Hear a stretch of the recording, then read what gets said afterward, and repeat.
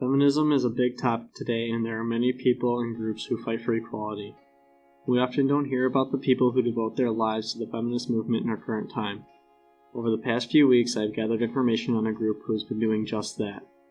These female artists didn't like what was going on in the art industry and decided to make a stand. Their efforts have grown them into one of the biggest feminist organizations, known as the Guerilla Girls. So who are the Guerilla Girls? They started as a group of women artists that joined together in the 1980s. Originally, they were guerrilla girls, as in guerrilla fighters, fighting against the art industry. While on The Night Show with Stephen Colbert, one of the members explained that it wasn't until someone made a spelling error that they decided to take the satirical approach and become literal guerrilla girls with masks and all. Behind their masks, they remain anonymous and represent a collective identity that focuses on the purpose rather than the person. There are a couple of reasons why these women decided to take action. The main thing that drove these women and their art was the inequality of women and people of color in the art industry. According to Razada's article, An Interview with the Guerilla Girls, at the time there were very few women and artists of color being recognized. Only male artists were featured in galleries and received large sums of money for their work. Their other driving force was inequality towards women overall in the world.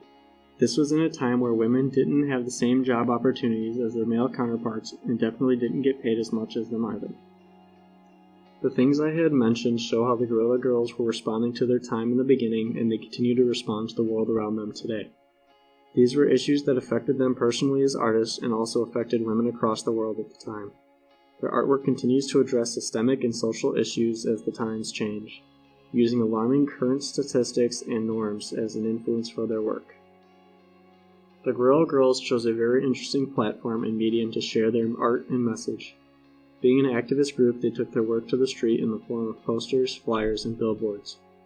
They would come up with an idea that mocked art and showed inequality, then print thousands of copies and post them everywhere for everyone to see.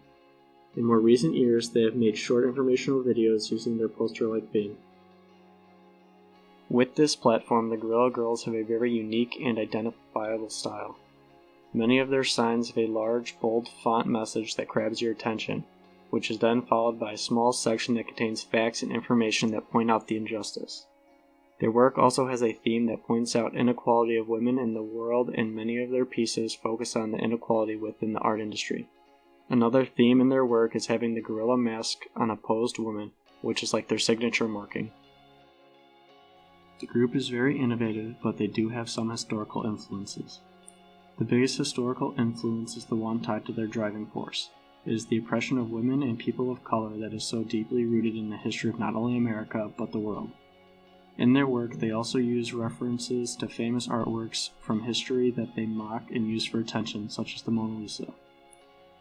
Another historical influence is their anonymous alibis. In her article, You Don't Have to Have a Penis to Be a Genius, Susie Gablick explains that since they hide their identity, they go by the names of dead women artists in order to honor them. Members go by names such as Kathy Kolowitz, Alma Thomas, Rosalba Carrera, Frida Kahlo, Julia de Burgos, and Hannah Hotch. Over the years, the work of the Guerilla Girls has changed. The biggest thing that has changed is the size. In the beginning, they were spreading the message with posters and flyers. Today, they have full-size billboards and building side pieces that are almost impossible to miss. They have also updated their info and message in a creative way. Using old posters, they cross out and write over old statistics with new ones. This shows the progress they have achieved, but that there is still room for improvement. The group also travels around the world for expeditions and projects. Almost all of their work can be connected to other things. One of the biggest is gender studies. A lot of their work includes statistics on unequal treatment of women in art and the workplace. They also put focus on how women are sexualized in many industries such as film. Another area their work touches on is politics. They attack the government and its corrupt policies in some of their more recent projects. Good things are said about the group, but some of the group's work and actions have stirred up a bit of controversy. According to Smith's article in the New York Times, Art View, Waging Guerrilla Warfare Against the Art World, many critics think their movement is a good thing and say it is a positive force, and it raises people's consciousness. However, some of their work has caused negative reactions. The estrogen bomb campaign stirred up a lot of controversy with the trans community because it ties the gender to estrogen. There's also controversy over the fact that the group is selling out. The very museums and institutions they were fighting now host their expeditions and collect their work. There are a few pieces I would like to take a deeper look at.